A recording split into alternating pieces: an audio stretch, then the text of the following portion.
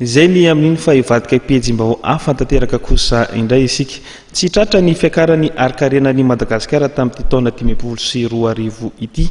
Kely ihany koa ny fampidira ketra, ny ena be ny sandan'ny vola malagasy raha oharina amin'ny vola vahiny. Ny tombo ihany koa ny famoaham-bola mpanjakana. Ireo no isan'ny antony tsy maintsy hitondrana fanitsina ny tetim-bola mpanjakana 2024 araka ny fanazavana nentin'ny minisitra Paul Rabary izay nisoloterany miditry ny vola sy ny tetim-bola teny amin'ny antenimieram-pirenena teny Tsimbazaza tamin'ity androany ity.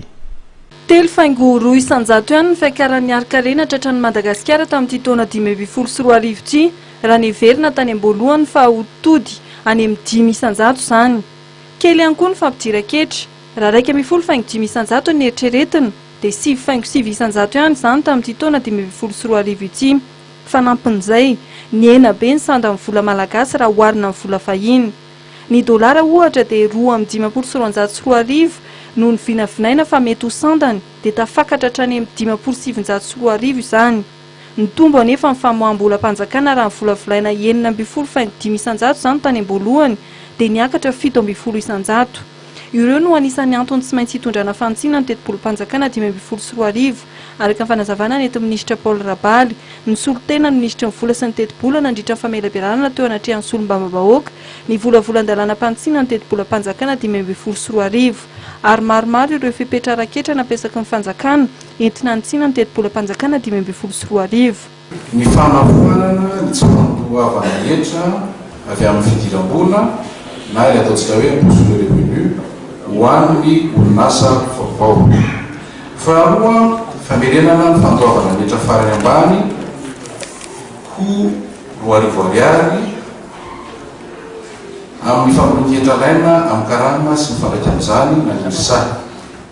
Fahatelo, ny fanitsina ny avaraina amin'ny fanoratana anarana na ny droit d'enregistrement sy ny avaraina amin'ny fanomezan-dalana na ny fidisaha.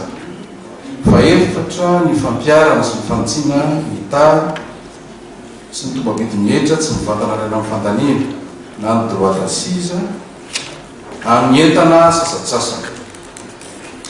Fipetra vaovao momba ny fahadiserana, fanokafana kaonty manokana amin'ny taoim-bola mpanjakana mba hanarahana ireo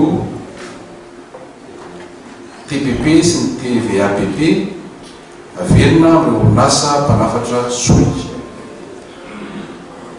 Ny fanarefahana ireo ava sy ny hetra amin'ny fanarahana amin'ny fanafana arahana fipetra, franchise et droits et taxes à l'importation sous certaines conditions. Ny komity filan-kevitra iraisana, ny fampitoviana 10 isanjato ny abatseranana amin'ny entana sasatsasana. Nosoritan'ity tompona andraikitra ity ihany koa fa omendanja ny lafiny sosialy ao anatin'ny tetim-bola mpanjakana sy mpanitsina 2024. Taorian'ny fanolorana ny volavola mpanitsina ny tetim-bola mpanjakana 2024 anomboka andinika ny volavolan-dalàna 8.30 ny anivon'ny antenimieram-pirenena.